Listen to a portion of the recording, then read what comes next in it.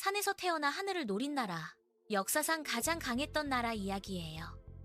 이름만 들어도 가슴이 웅장해지는 그 나라, 바로 고구려예요. 고구려는 단순히 강한 나라가 아니었어요. 산에서 태어나서 하늘을 정복하려고 했던 나라였거든요. 오늘 우리가 볼 건 두 가지예요. 첫 번째는 주몽의 건국 신화부터 국가 시스템의 완성까지, 두 번째는 광개 토대왕과 장수왕의 대정복 시대예요. 준비되셨어요? 자, 그럼 기원전 37년으로 출발합니다. 일화산에 나라가 태어나다 먼 옛날 전설 같은 이야기가 시작됐어요. 하늘의 아들 해모수와 물의 신딸 유아 사이에서 한 아이가 태어났죠. 그 아이의 이름은 주몽. 뜻이 뭐냐면요, 활을 잘 쏘는 자예요. 어린 주몽을 보세요. 활을 쏘면 백발백중이었어요. 쏴악! 화살이 바람을 가르고 날아가죠. 근데 문제가 생겼어요. 부여의 왕자들이 질투를 했거든요. 저놈 너무 잘난 척하는 거 아냐? 그래서 주몽은 도망쳐야 했어요.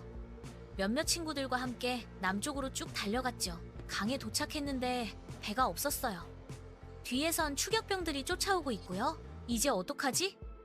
주몽이 외쳤어요. 나는 하늘의 손자다. 물고기와 자라들아, 다리를 만들어다오. 그러자 쏴 하고 물고기들이 모여들어서 다리를 만들었어요. 주몽 일행이 건너자마자 다리는 스르르 사라졌죠. 와, 진짜 신의 아들인가 봐.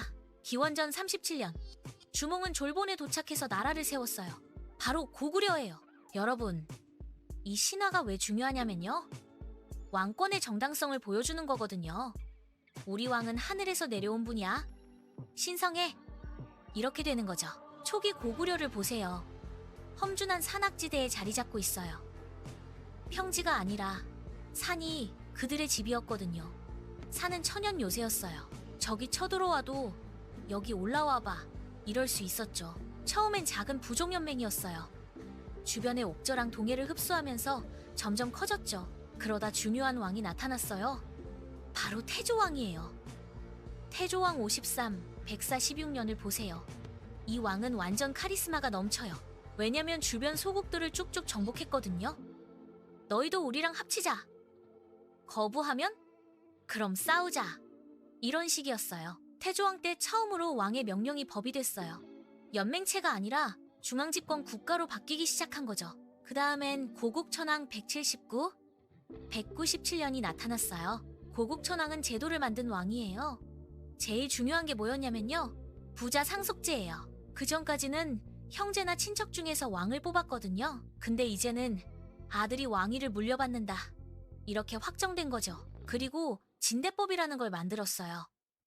진대법이 뭐냐면요, 가난한 사람들한테 봄에 곡식을 빌려주고 가을에 갚게 하는 거예요. 그거 좋은 거 아냐? 맞아요. 근데 이게 단순한 복지가 아니었어요.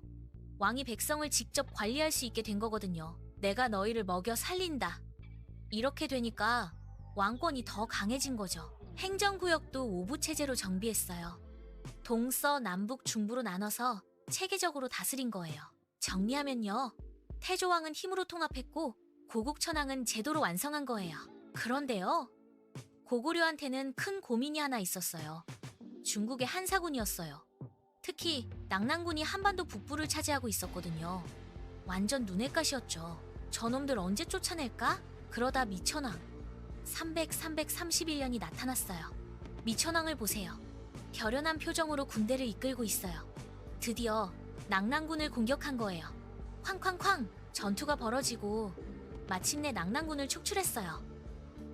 우와, 우리가 해냈다. 이게 얼마나 중요한지 아세요? 한반도 북부를 완전히 우리 땅으로 만든 거거든요. 진짜 자주 국가가 된 순간이에요. 이화국가 시스템의 완성. 자, 이제 고구려의 진짜 변신이 시작돼요. 소수리망 371, 384년이 등장했거든요. 소수리망을 보세요. 칼을 들고 있는 게 아니라 책을 들고 있어요. 왜냐면 이 왕은 전쟁보다 시스템을 만든 왕이었거든요. 소수리망이 한 일이 세 가지예요. 첫째, 율령 제정. 법을 통일한 거예요. 이제부터 이 법을 따라야 해. 전국이 하나의 규칙으로 움직이기 시작했죠. 둘째, 불교 공인. 불교를 나라 종교로 인정한 거예요. 왜 중요하냐면요. 백성들의 생각을 하나로 모을 수 있었거든요. 우리는 같은 부처님을 믿는 사람들이야. 셋째, 태학 설립.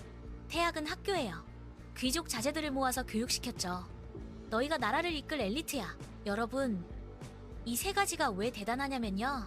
법으로 행동을 통제하고, 종교로 생각을 통합하고, 교육으로 미래를 준비한 거거든요. 소수리망 때 고구려는 부족연합에서 진짜 국가가 된 거예요. 정리하면요.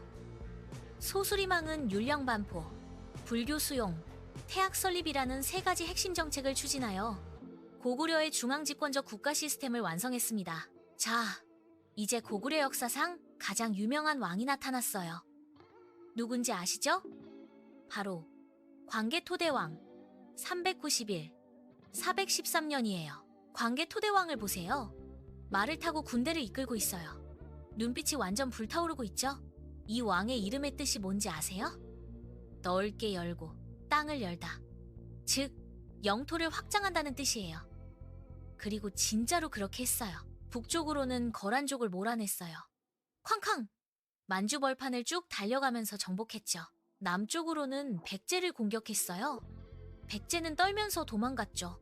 저 사람들 너무 무서워.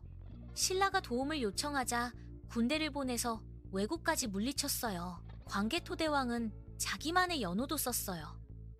영락이라고요. 중국 연호를 안 쓰고 우리 연호를 쓴 거예요. 완전 자주적이죠? 지금도 중국 지린성에 가면 거대한 비석이 있어요. 바로 광개토대 왕릉비예요. 이 비석에는 광개토대왕이 정복한 땅들이 쭉 적혀 있어요. 여기도 내 땅, 저기도 내 땅. 완전 자랑하는 거죠. 정리하면요. 광개토대왕은 만주 지역을 장악하고 한반도에서 백제를 공격하여 영토를 크게 확장했습니다. 또한 자주적인 천하관을 상징하는 연호 영락을 사용함으로써 최강정복 군주로서의 위상을 확립했습니다. 광개토대왕이 세상을 떠나자 아들이 왕위를 물려받았어요. 바로 장수왕 413, 491년이에요. 장수왕은 아버지보다 더 오래 살았어요. 무려 78년 동안 왕이었거든요. 진짜 장수했죠? 장수왕을 보세요. 지도를 펼쳐놓고 뭔가 계획을 세우고 있어요. 왜냐면 이 왕은 단순히 싸우기만 한 게 아니라 전략가였거든요. 장수왕이 제일 먼저 한 일이 뭐였냐면요. 평양 천도예요. 왜 수도를 옮겨? 이유가 있었어요. 첫째, 남쪽으로 내려가기 좋았어요. 평양이 더 남쪽이니까요. 둘째, 중앙 집권을 강화할 수 있었어요. 새로운 도시에서 새로운 시스템을 만든 거죠. 평양으로 옮긴 다음 뭘 했냐고요? 남진 정책을 펼쳤어요. 쭉쭉 남쪽으로 내려가면서 한강 유역을 차지했어요. 그리고 475년 드디어 백제의 수도 한성을 함락시켰어요. 백제 왕이 전쟁에서 죽었어요. 백제는 완전 패닉 상태가 됐죠. 우리 수도가 무너졌어. 장수왕은 전쟁만 잘한 게 아니에요. 외교도 엄청 잘했어요. 북쪽의 북이랑 친하게 지내면서 남쪽의 백제랑 신라는 견제했죠. 완전 균형 잡기의 달인이었어요. 전쟁은 힘이지만 외교는 머리다. 장수왕은 둘 다 완벽했던 거예요. 정리하면요. 장수왕은 수도를 평양으로 옮기고 적극적인 남진 정책을 펼쳐 백제의 수도 한성을 함락시켰습니다. 이러한 군사적 성공은 그가 능수능란한 다원 외교를 펼쳐 주변 정세를 안정시킨 덕분에 가능했으며 이로써 고구려는 최전성기를 맞이했습니다. 사마 고구려의 정신과 문화. 고구려 사람들을 보세요. 벽화고분 앞에 서 있어요. 고구려의 무덤은 특별했어요. 벽에 그림을 그려놨거든요. 사신도를 보세요. 청룡, 백호, 주작, 현무, 네 마리 신성한 동물이 그려져 있어요. 이건 단순한 그림이 아니라 우리 왕은 신처럼 위대하다는 메시지였어요. 무용총 벽화도 있어요. 사람들이 춤추고 사냥하는 모습이 생생하게 그려져 있죠. 고구려 사람들의 일상을 볼 수 있어요. 고구려의 예술은 항상 하늘과 전쟁이 함께 있었어요. 왜냐면 자기들은 하늘의 자손이고 전쟁으로 그걸 증명한다고 믿었거든요. 태학 학생들을 보세요. 열심히 공부하고 있어요. 문무견비형 엘리트로 키워지고 있죠. 공부도 잘하고 싸움도 잘해야 해. 고구려의 사회는 어땠을까요? 왕이 제일 위에 있었고 그 밑에 오부 귀족들이 있었어요. 귀족들이 나라를 함께 다스렸죠. 군대는 항상 10만 명을 유지했어요. 완전 군사강국이었던 거죠. 법은 엄격했어요. 법 어기면 큰일 난다. 특히 가족 질서를 중요하게 여겼어요. 정리하면요. 고구려는 귀족이 나라를 지탱하고 왕이 그 위에서 균형을 잡는 구조였어요. 고구려는 산에서 태어나서 하늘을 정복하려 했던 나라였어요. 주몽이 하늘의 화살이었다면요. 광개토 대왕은 땅을 여는 칼이었고 장수왕은 세상을 설계하는 지도자였어요. 고구려가 없었다면요? 한반도는 훨씬 작았을 거예요. 만주벌판은 우리 역사가 아니었을 거고요. 하늘에서 내려온 나라, 불과 칼로 세운 제국, 고구려.